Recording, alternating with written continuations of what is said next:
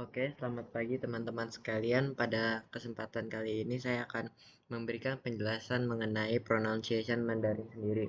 Karena di sekolah kita baru ditambahkan pelajaran Mandarin, jadi saya terinspirasi untuk membuat pelajaran atau tutorial singkat mengenai pronunciation Mandarin sendiri, mulai dari belajar nada-nada dasar, belajar pinyin atau tulisan-tulisan Mandarin menggunakan huruf huruf yang biasa sering kita baca dan menggabungkan pinyin-pinyin sendiri dengan nada-nada dasar.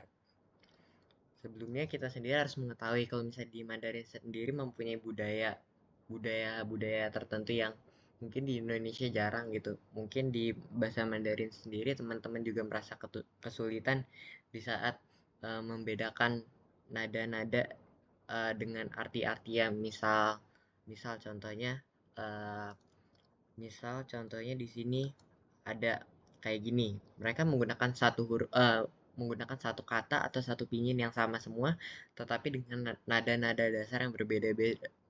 Dengan nada dasar yang berbeda-beda. Contohnya kayak di sini ma itu artinya ibu, di sini ada ma itu artinya beda sendiri lagi dan ada beberapa kata dan tergantung oleh nada nada dasar itu sendiri. Jadi saya mempelajari nada-nada ini pas saya SD dulu karena di sekolah SD dulu saya diajarkan Mandarin dan ternyata saya baru tahu fungsinya nada itu untuk membedakan arti di setiap pinginnya. Selanjutnya kita akan masuk ke bagian pingin dulu. Sebelum kita membahas lanjut tentang nada dasar, saya ingin uh, sedikit mentutorial tentang cara membaca pinyin-pinyinnya. Mulai dari ini, kita di sini membaca B sebagai P. Jadi bukan bah tapi jadi pa. Coba coba ulangin lagi. Pa. Oke. Di sini kita belum menambahkan nada dulu, tetapi kita mulai membaca sendiri dengan pinyin-pinyinnya dengan tujuan saya yaitu ingin membuat teman-teman sekalian tahu beberapa huruf yang di Indonesia artinya beda, tetapi di Chinese atau bahasa Mandarin memiliki cara pelafalan yang sama. Misal di sini ba dibaca jadi pa, terus misal di sini pa tetap dibaca pa, di sini ma tetap dibaca ma, fa dan d itu dibaca sebagai t. Jadi di sini bukan disebut sebagai da tapi ta.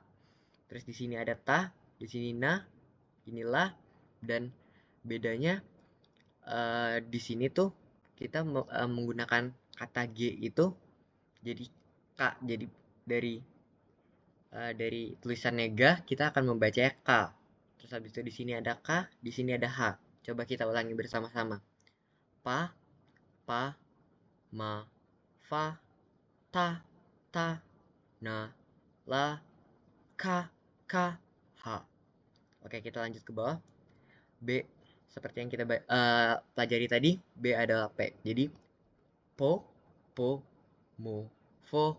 Oke, lanjut lagi ya. D seperti yang kita ingat lagi, D sebagai T. Te, te, ne, le, ke, he. Lanjut pi, pi, mi, ti, ti, ni, li.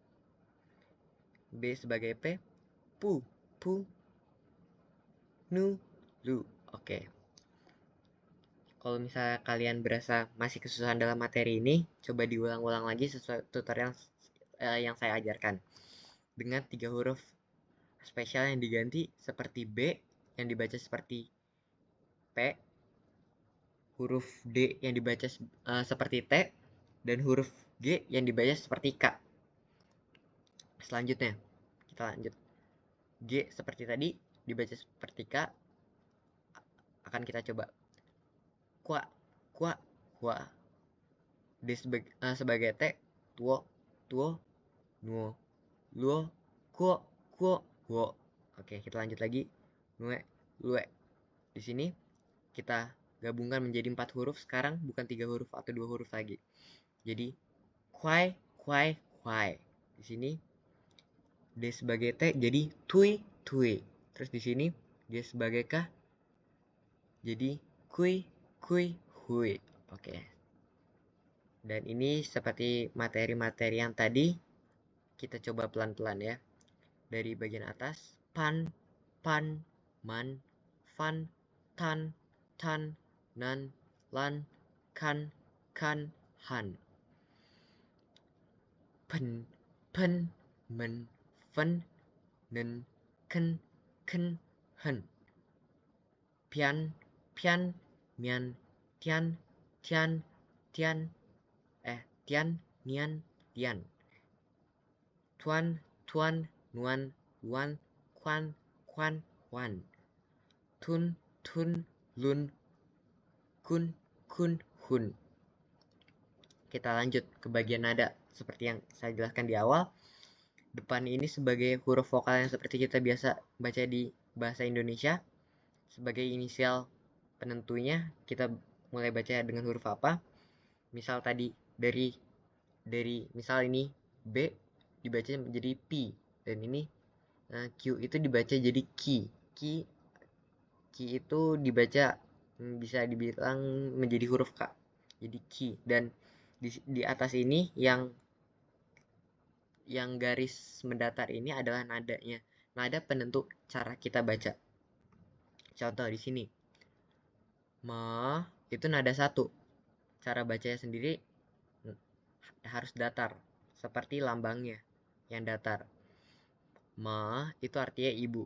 Tapi kalau nada kedua garis kecil naik ke atas, berarti nadanya juga harus naik ke atas. Jadi ma itu artinya sebuah tali. Dan selanjutnya nada ketiga, dia seperti legokan naik turun, berarti nadanya juga harus naik turun. Jadi ma, jadi nadanya harus naik turun. Dan ma sendiri itu artinya adalah kuda. Dan kalau misalnya ma menggunakan nada keempat, itu kan dia dari atas ke bawah, berarti kita cara membaca itu ma itu artinya menggunakan nada keempat, yang berarti nada keempat itu memiliki keunikan sendiri, yaitu kayak nada membentak atau nada marah biasanya orang-orang menyebutnya. Selanjutnya di sini kita akan mencoba gabungan pinyin dengan nada-nada dasar. Contohnya nih, mama artinya ibu, terus ye itu artinya kakek, nai artinya nenek, dan papa artinya ayah. Dan kita akan melanjutkannya dengan penggabungan seperti tadi, dan akan kita coba bersama-sama. Pang, menggunakan nada keempat dengan sedikit membentak. Pang. Terus kita lanjut. Shu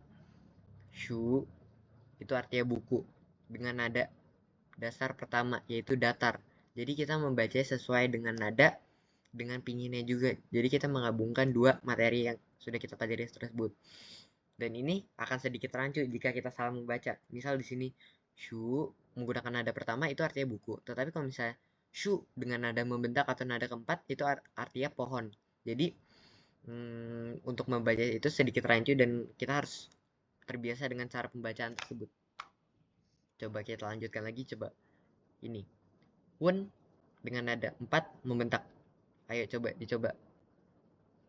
Oke, bagus. Lanjut. Re. Pao. Dan jika kalian masih merasa kesulitan, silakan diulang-ulang di bagian ini lagi sampai kalian sendiri merasa bisa dan paham dengan materi ini. Dan kita harus tetap menghafalkan 4 nada dasar ini, karena 4 nada dasar ini yang akan menjadi tumpuan dan kunci kita untuk membaca pinyin-pinyin ke depannya. Karena di materi-materi ke depannya kita semua akan dibiasakan dengan membaca pinyin, dan pinyin itu juga merupakan hal dasar untuk membaca Hanse. Seperti yang bagi yang belum tahu, Hanse itu merupakan tulisan Hanse Mandarin atau tulisan kanji Cina. Oke. Sekian presentasi dari saya, dan untuk kesimpulannya, kalian bisa mempelajari bagian ini dan bagian ini. Seperti yang sudah saya ajarkan tadi, ada beberapa huruf spesial yang cara pembacaan atau pelafalannya diubah-ubah dan tidak sama seperti biasanya. Dan sumbernya saya dapatkan sendiri di PPT Lausya yang sudah dibagikan. Sekian tutorial dari saya, terima kasih.